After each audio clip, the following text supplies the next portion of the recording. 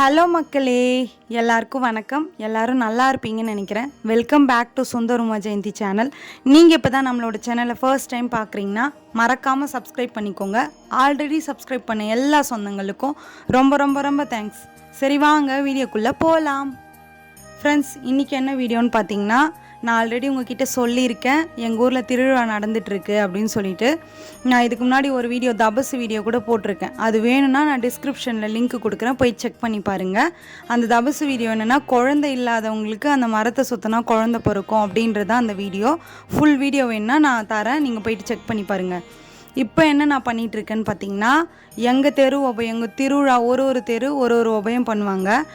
அப்போது எங்கள் தெரு உபயம் எங்களோட தெருவில் பண்ணுற மாதிரி வந்தது. எங்கள் தெரு உபயம் பேர் என்னென்னா, ஒரு உபயத்தன்னைக்கு ஒரு கூத்து நடத்துவாங்க.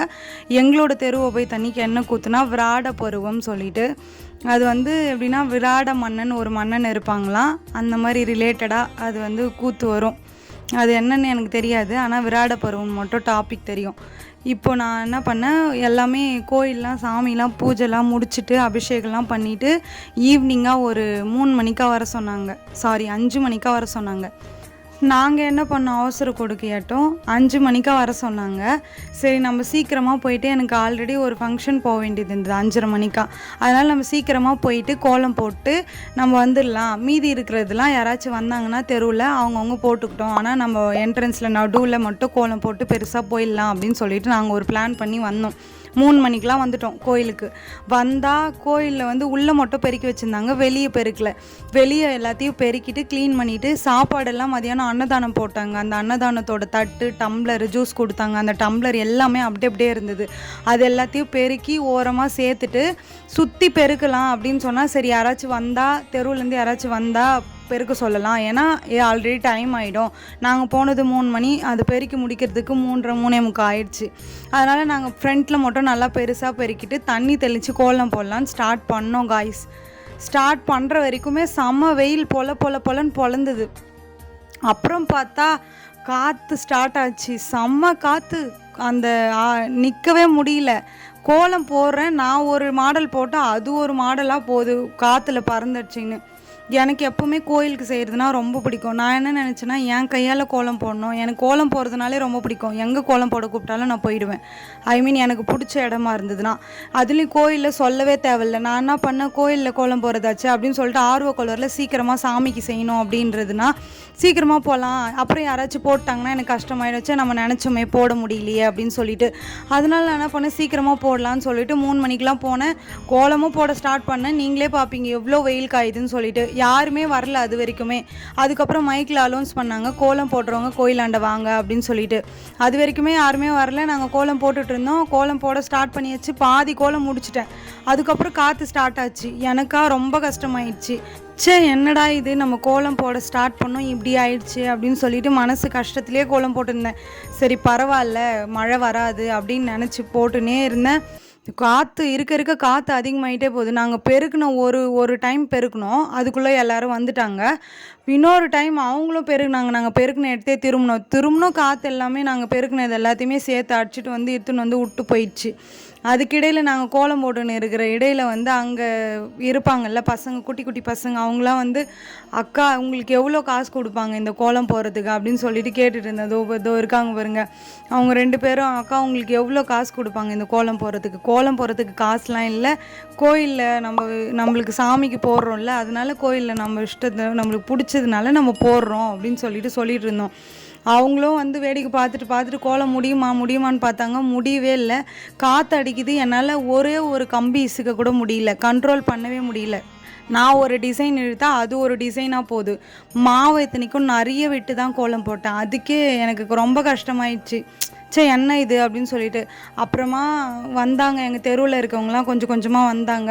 அவங்க என்ன சொன்னாங்க, நம்ம எந்த தெரு உபயத்துக்குமே மழை பெய்யல, நம்ம தெருவோட உபயத்துக்கு மட்டும்தான் மழை பெய்யுது அப்படின்னு சொல்லிட்டு. ஆனால் அப்புறம் பார்த்தா அது எல்லா ஊர்லேயுமே மழை அன்னைக்கு பெய்யுமா. அந்த மாதிரி ஒரு நாள் அன்னைக்கு லைட்டாக வச்சு மழை பெய்யும் அப்படின்னு சொன்னாங்க.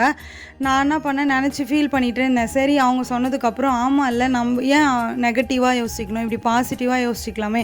எந்த தெரு உபயத்துக்குமே மழை பெய்யல, வெயில் பொலன்னு பொழுந்தது. ஆனால் எங்களோட தெரு அன்னைக்கு செம மழை பெஞ்சுது. செம மழைனா ஒரு மண்ணு கீழே தரையில் நனையிற அளவுக்கு மழை பெஞ்சுது. அதனால் எனக்கு அதுக்கப்புறம் அவங்க சொன்னோடனே சரி நானும் அதை சாட்டிஸ்ஃபைடாக எடுத்துக்கினேன். பரவாயில்ல, நம்ம ஏன் நெகட்டிவாக எடுத்துக்கணும், பாசிட்டிவாக இந்த மாதிரி யோசிச்சிக்கலாமே அப்படின்னு சொல்லிட்டு. ஆனால் நான் அன்றைக்கி நினச்சி போனது என்ன போனேன்னா, நம்ம பெரிய குளமாக போட்டு அழகாக போட்டு சாமி வரப்போ அழகாக இருக்கணும், நம்மளோட தெரு உபயத்துக்கு யாருமே அந்த மாதிரி போட்டிருக்கக்கூடாது, அழகாக கலர் கொடுத்து நம்மளால் முடிஞ்ச வரைக்கும் நல்லா போடுவோம், சூப்பராக இருக்கணும் அப்படின்னு சொல்லிட்டு நினச்சி போனேன். ஆனால் அங்கே வந்து காற்று செம்ம காற்று எடுத்துக்கிச்சு. அதனால் எனக்கு கொஞ்சம் மனசு கஷ்டமாயிடுச்சு. நானாக நினச்சிருந்தேன், அம்மா ரோபதி அம்மா ஏன் இப்படி பண்ணுறீங்கன்னு சொல்லிட்டு கேட்டுனே இருந்தேன். அதுக்கப்புறம் அவங்க வந்து சொன்னோடனே சரி ஓகே, நம்ம கோலம் போட்டதுனால மழை வந்தது அப்படின்னு நினச்சிக்கலாமே, ஏன் நம்ம கோலம் போட்டு அழிஞ்சதுன்னு நினைக்கிறோம் அப்படின்னு சொல்லிட்டு நினச்சிக்கினே வந்து. ஆனால் நான் கோலம் அழகாக போட்டேன், உள்ளே கலர் கொடுக்க முடியல, உள்ளே டிசைன் கொடுக்க முடியல. அதுதான் எனக்கு கஷ்டமாக இருந்தது. ஒரு வழியாக கோலத்தை கம்ப்ளீட் பண்ணிட்டேன். அவ்வளோ காற்றுலையும் மாவையாச்சும் நிறைய கொட்டியாச்சும் நம்ம கோலம் போட்டனாச்சும் இருக்கணும் அப்படின்னு சொல்லிட்டு கோலத்தை கம்ப்ளீட் பண்ணிட்டேன்.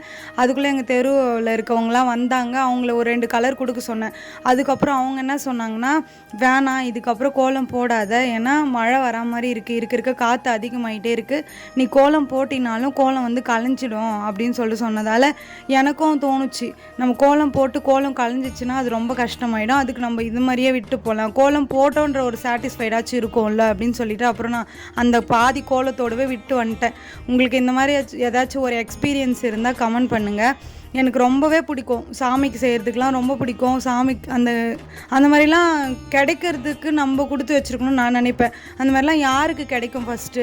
அதெல்லாம் ஒரு ஸ்டேட்டஸ் பார்ப்பாங்க, ஒரு ப்ரெஸ்டீஜ் பார்ப்பாங்க. ஆனால் எனக்கு அப்படிலாம் இருக்காது. எனக்கு ரொம்ப பிடிக்கும் சாமிக்கு செய்கிறதுக்குனா. உங்களுக்கு பிடிக்குமான்னு சொல்லிட்டு கமெண்ட் பண்ணுங்கள்.